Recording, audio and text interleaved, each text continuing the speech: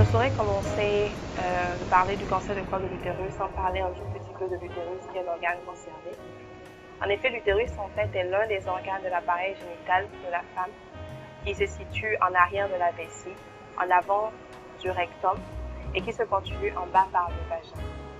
Le vagin s'ouvre à l'extérieur par la vulve et cet utérus est composé en fait de trois parties chez la femme. Du corps utérin, qui est la plus grande partie, la partie supérieure, et du col utérin, qui est la partie inférieure. Et les deux parties se réunissent par l'isthme, qui est la zone de jonction entre le corps et le col de l'utérus. Donc le cancer du col de l'utérus en fait concerne donc la partie inférieure de l'utérus, qui est faite dans sa composition cellulaire de deux parties, de l'exocole qui se situe à l'extérieur et de l'endocole qui se situe à l'intérieur du col de l'utérus. Et entre ces deux parties, il se trouve une zone de jonction qui est une zone fragile au niveau du col de l'utérus. Donc le cancer du col de l'utérus débute généralement au niveau de cette partie. Donc c'est une pathologie assez grave qui représente en fait la deuxième forme de cancer dans le monde, le cancer le plus fréquent. Et au Togo, il constitue 34% de tous les cancers que peut développer la femme et il constitue la première cause de décès en matière de cancer. Donc il s'agit d'une pathologie assez grave et elle touche en majorité la femme jeune, donc autour de la quarantaine. Et il a été remarqué ces dernières années que les femmes de la trentaine développent ce cancer. Donc il ne s'agit plus d'un cancer de la femme âgée, mais toute femme peut développer ce cancer.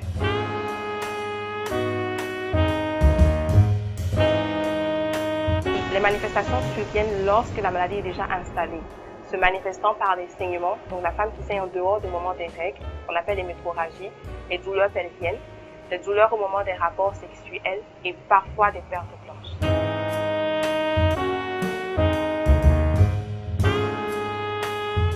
Le cancer n'a pas une cause spécifique exacte connue, mais concernant le cancer du col de l'utérus, il y a des virus qui ont été retrouvés lors de la survenue de ce cancer, à savoir les human papillomavirus, donc papillomavirus 16 et 18 généralement, qui sont retrouvés incriminés dans la survenue de ces cancers.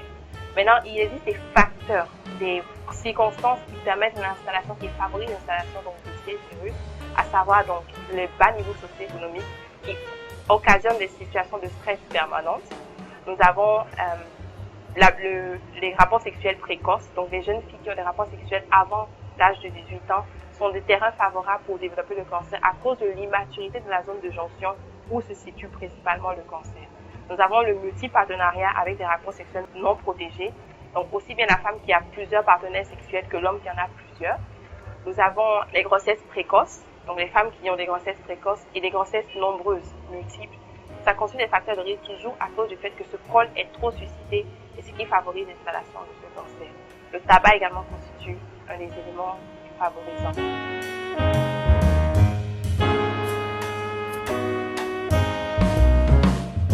Il existe des mesures de dépistage et toute femme en activité sexuelle doit en principe se faire dépister par rapport au cancer du col de l'utérus en se faisant réaliser un frottis cervical. Ce frottis cervical peut se faire au CHU Sylvanus Olympio ou dans toute structure où il y a un centre de gynécologie. Donc j'invite en fait toutes les femmes qui nous écoutent à se rapprocher soit de leur médecin gynécologue ou du centre hospitalier universitaire Sylvanus Olympio pour se renseigner par rapport au frottis cervical qui se fait à moindre frais et qui permet de dépister très tôt s'il y a ou pas des cellules précancéreuses ou cancéreuses. S'il n'y a pas, ces femmes devront refaire ces tests tous les 1 à 3 ans, dépendamment des facteurs de risque présents.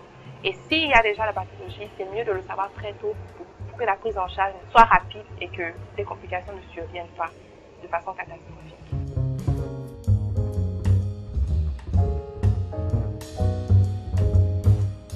Déjà, le premier avantage, c'est que la femme peut vivre.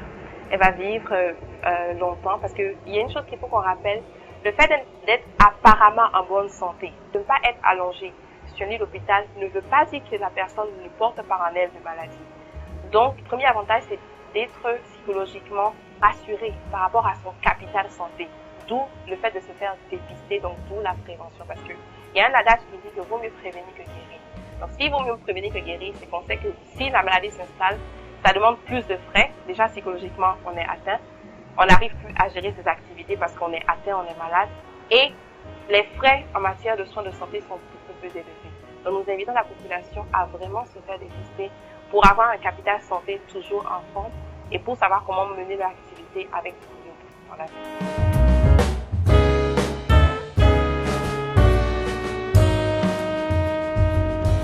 L'idéal, c'est de prévenir pour que ça n'arrive pas. Mais pour les femmes qui, justement, manifestent ces signes que nous avons cités plus tôt, à savoir des saignements, des douleurs pelviennes, des douleurs lors des rapports sexuels, qu'elles consultent chez un médecin gynécologue. Et lorsque c'est fait et que le cancer du col de l'utérus après examen est retrouvé, il est classé et le traitement, en fait, dépend de la classification du stade, en fait, d'évolutif du cancer. Il y a la chirurgie qui permet d'enlever le cancer. Il y a des mesures de radiothérapie qui permettent de détruire les cellules cancéreuses avec de la radiothérapie, mais au Togo, ça ne se fait pas. Donc, les femmes vont au Ghana voisin pour le faire. Et il y a la chimiothérapie qui consiste à détruire toujours les cellules cancéreuses avec des molécules médicamenteuses. Donc, voilà la thérapeutique. Et mon mot de fin, j'invite toutes les femmes qui nous écoutent, que ce soit les maris, incitez vos femmes, que ce soit les frères, incitez les jeunes filles à se faire dépister. Et comme le dit Proventive, j'ajouterais que pour les jeunes filles en dessous de 14 ans, il est disponible maintenant des vaccins au Togo qui permettent de prévenir le cancer du col de l'utérus. Donc, toute jeune fille en dessous de 14 ans, adressez vos structures sanitaires, aux structures de santé, aux gynécologues, pour que si vous êtes vierge en dessous de 14 ans, on vous fasse vacciner pour que vous ne développez pas le cancer du col de l'utérus. Au-delà de ça, les autres femmes, veillez par rapport aux facteurs de risque que nous avons cités, à les éviter pour ne pas tomber malade et faites-vous dépister tous les 1 à 3 ans en réalisant votre